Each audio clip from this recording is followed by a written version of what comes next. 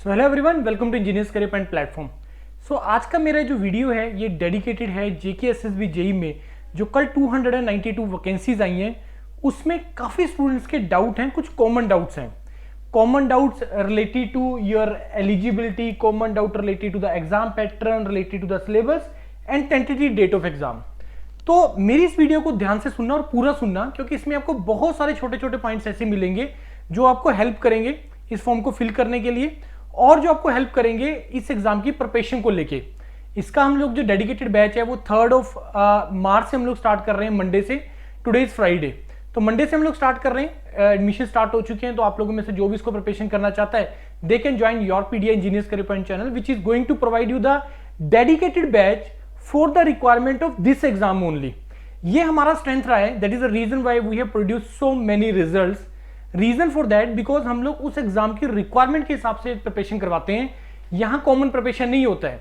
जेके के सिविल के बैच ही चल रहे हैं, जेके के पहले इलेक्ट्रिकल का एक बैच ऑलरेडी कंप्लीट हो चुका है, तो फोकस रहता है उसी एग्जाम को टारगेट रखते हो, क्योंकि हर एग्जाम की रिक्वायरमेंट डिफरेंट है।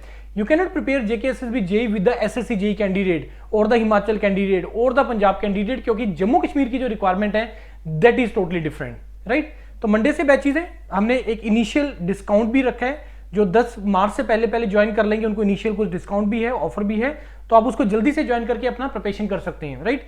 ध्यान में रखना, कोई भी डिसीजन लेने से पहले जहां पे भी आप ज्वाइन कर रहे हो, हमारे पास या कहीं और पे भी, क्या वो बैच डेडिकेटेड जेकेएसएसबी जेई की रिक्वायरमेंट को पूरा कर रहा है या नहीं कर रहा है, इस चीज को ध्यान में रखना। वो बोलेंगे लेकिन करवाएंगे नहीं।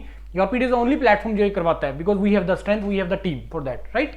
तो डाउट है related to eligibility, exam pattern, syllabus और इस चीज को लेके, और लास्ट में हम लोग डिस्कस करेंगे टेंटेटिव डेट ऑफ एग्जाम से लिए। अब इसके लिए मेरे को कुछ डॉक्यूमेंट्स का रिक्वायर्ड होगा, सपोर्टिंग डॉक्यूमेंट चाहिए। तो सबसे पहले हम लोग डिस्कस करेंगे एलिजिबिलिटी को लेके। देखो यहाँ पे एलिजिबिलिटी को लेके बहुत सारे डाउट आ रहे हैं। एलिजिबिलिटी, पहला पॉइंट उन्होंने आप लोगों के डाउट आ रहा है एलिजिबिलिटी में कि क्या सिर्फ फाइनल ईयर के स्टूडेंट्स एलिजिबल हैं। नहीं, फाइनल ईयर के स्टूडेंट्स एलिजिबल नहीं है, क्योंकि उन्होंने जो डेट वहां पे मेंशन किया जहां से उन्होंने सारे डॉक्यूमेंट्स वगैरह सारे करने हैं वो 2025 का ही अभी डेट है, तो फाइनल ईयर वाले स्टूडेंट्स इसमें एलिजिबल नहीं है। दूसरा आप लोगों को यहाँ पे जो डाउट है that is related to the, ये देखिए जो भी, अच्छा ये तो डोमिसाइल का आ गया। हाँ, जो भी इसमें कैलकुलेशंस हैं वो 1/1/2025 के अकॉर्डिंगली एज का हो रहा है, बाकी और जो क्वालिफिकेशन है उसको रिलेटेड, तो फाइनली इसमें एलिजिबल नहीं है।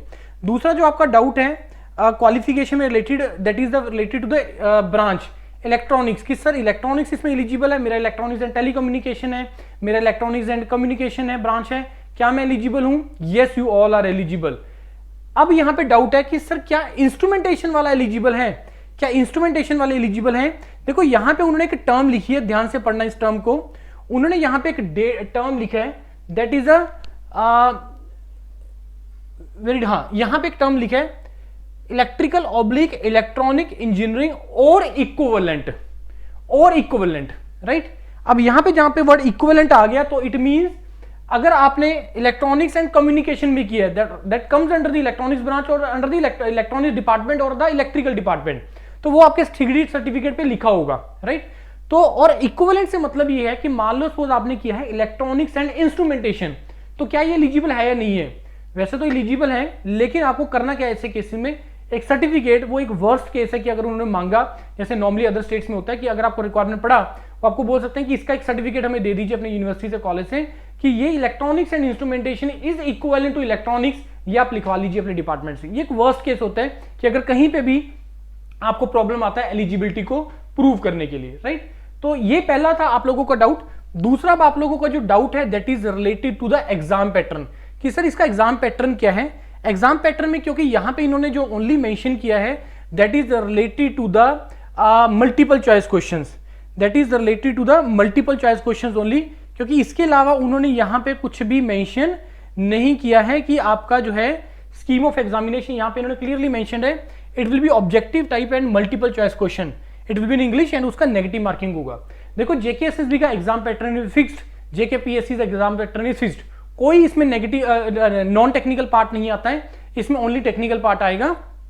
टेक्निकल पार्ट का सिलेबस अभी मैं डिस्कस करता हूं आपके साथ, इसमें ओनली टेक्निकल पार्ट आएगा और सारे के सारे 120 क्वेश्चंस होंगे टेक्निकल के और 120 मिनट का आपको टाइम देगा, बट पेपर का एक लेवल अच्छा होता है। यू कैन नॉट कंपेयर इसका प्रिपरेशन आप 2018 का पेपर देख के नहीं कर सकते हैं, क्योंकि उसके बाद जेकेएसएसबी ने अपना बहुत अच्छा लेवल बहुत इंक्रीज किया है। You just check the civil paper and the mechanical paper, तो इलेक्ट्रिकल के लिए भी आपको एक अच्छे लेवल का प्रिपरेशन करना पड़ेगा, राइट। तो ये इसका रहा पार्ट आपका सेकंड जो इसमें क्वेरी था, एलिजिबिलिटी एग्जाम पैटर्न। उसके बाद हम लोग डिस्कस करते हैं सिलेबस के बारे में। अब सिलेबस में क्या है कि अगर आप देखोगे इसका जो पुराना ट्रेंड रहा है जेकेएसएसबी का, सिविल और मैकेनिकल के केस में भी नॉर्मली सिलेबस ये चेंज नहीं करते हैं। तो ये मेरे पास जो पेपर है, सिलेबस है, ये आपका 2018 में शायद एक वैकेंसी आया था, तो उसका ये पेपर है, उसका सिलेबस है। यहाँ पे डाउट इस चीज से रिलेटेड भी है कि सर क्या इलेक्ट्रिकल वालों का पेपर अलग होगा, क्या इलेक्ट्रॉनिक वालों का पेपर अलग होगा। सर इलेक्ट्रॉनिक्स वालों ने तो electrical machines, power system, power electronics measurement नहीं पढ़ा है सर, हमने क्या हमें पढ़ना पड़ेगा? यस, आप लोगों को पढ़ना पड़ेगा, क्योंकि ये जो एक्चुअल में जो रिक्रूटमेंट है ये इलेक्ट्रिकल डिपार्टमेंट के लिए, इलेक्ट्रिकल ब्रांच के लिए। नो डाउट उसने इलेक्ट्रॉनिक्स यहाँ पे अलाउ कर दिया ना, अब आपको प्रिपेयर तो इसको करना ही पड़ेगा।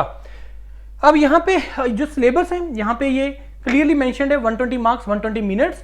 तो यहाँ पे सिलेबस मोर और लेस आप मान के चलिए कि 99% चांसेस आर देयर कि यही सिलेबस रहेगा। और ये वाला सिलेबस एक बार पूरा हमारा कंप्लीट हो चुका है। अगर आप बैच को ज्वाइन कर रहे हैं तो उसका फोल्डर भी मैंने उसमें ऐड कर दिया है, तो पिछले बैच का फोल्डर भी आपको मिल जाएगा। तो वन गो में सिलेबस आपको कंप्लीट मिल जाएगा। बाकी मंडे से जो पैरेलल लाइव क्लासेस स्टार्ट हो रहा है वो तो चलेगा ही चलेगा, राइट। उसमें आप लाइव क्लासेस अटेंड कर सकते हैं। अब इसमें सबसे पहला topic electrical circuit and fields, 15 number का इन्होंने वेटेज दिया है। कंट्रोल सिस्टम को 10 नंबर का दिया है। इलेक्ट्रिकल एंड इलेक्ट्रॉनिक मेजरमेंट को इन्होंने 15 नंबर का दिया है। इलेक्ट्रॉनिक डिवाइसेस ईडीसी इसको 10 नंबर का दिया है। Digital electronics and micro processor इसको 10 नंबर का दिया है। उसके पावर इलेक्ट्रॉनिक्स एंड ड्राइव इसको भी 10 मार्क्स का दिया है। और ये जो सबसे बड़े इंपॉर्टेंट सब्जेक्ट्स हैं आपके इलेक्ट्रिकल मशीन्स, 25 नंबर का वेटेज, बहुत बड़ा वेटेज है। पावर सिस्टम 25 नंबर का, तो ये बहुत बड़े वेटेज हैं आप लोगों ने इन दो सब्जेक्ट के।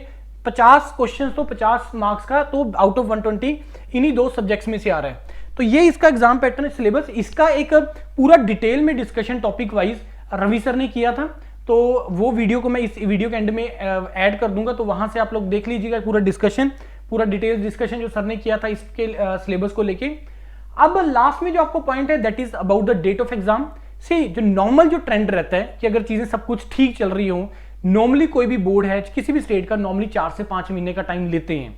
तो आज से अगर आप कैलकुलेशन करके चलो, फरवरी, मार्च, अप्रैल, मई, जून, जुलाई, मिड जुलाई के बाद कभी भी ये पेपर आप लोगों का हो सकता है। मैं अभी अनाउंस कर रहा हूं, थोड़ा सा मैंने इसको पता करने का भी कोशिश किया, तो वो भी इसी टाइम पे के आसपास प्लान कर रहे हैं, जुलाई अगस्त के आसपास प्लान कर रहे हैं इस पेपर को कंडक्ट करवाने का।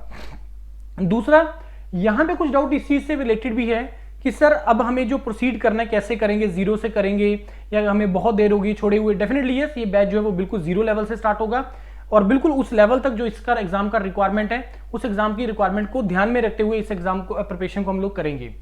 इसके बाद लास्ट में एक डाउट है, नो डाउट उसको मैं फिर से दोबारा से भी कवर करेंगे, related to the fees. Fees structure देखो, जैसे मैंने तुम्हें बताया, अगर मेरे को इसको कॉमन करना हो, पंजाब, जम्मू कश्मीर, हरियाणा, हिमाचल, अगर मेरे को कॉमन करना हो तो मैं बहुत नॉमिनल फीस रख दूंगा, बहुत कम फीस रख दूंगा, 2000, 2500, 3000 जो नॉर्मली करते हैं प्लेटफॉर्म कि इतना कम फीस कर देंगे, क्योंकि उनको कॉमन करना है, डेडिकेटेड नहीं करना है। आप अपने सीनियर से पूछना, सिविल वगैरह के अगर आपके नोन है कि अगर किसी ने अदर देन योरपीडिया को ज्वाइन किया, they will tell you the truth कि यस यहाँ पे भाई कॉमन करते हैं, जेकेएसएसबी को टारगेट नहीं करते हैं, मतलब उसको डेडिकेटेड नहीं टारगेट किया जाता है। तो अगर कोई भी ऐसी चीज होगी तो आपको इसको अंडरस्टैंड करना पड़ेगा। अगर मेरे को मल्टीपल बैचेस चलाने अलग अलग स्टेट्स को लेके, जैसे यूपी का चल रहा है, अलग चल रहा है, तो अगर अलग अलग चलाने तो ऑब्वियसली यार उसके लिए मेरे को टीचर्स तो टीम तो अकॉर्डिंगली लगानी पड़ेगी, टाइम अकॉर्डिंगली मैनेज करना पड़ेगा, राइट। सो जो हमने फीस रखा है that is very much nominal, 80% will go to the government also. और अभी हमने 10 मार्च तक के लिए एक इनिशियल एक डिस्काउंट, एक ऑफर भी रखा हुआ है, तो आप लोग उसको अवेल अगर करना चाहते हो तो जल्दी से उसको ज्वाइन करके और अपना मंडे से आप इसका क्लासेस जो है वो स्टार्ट कर दीजिए। एक लास्ट में एक डाउट है जो आप लोगों को आ रहा है कि इसमें जो आपको दिस जनरल कैटेगरी का जो परसेंटेज है वो 40% लिया हुआ है।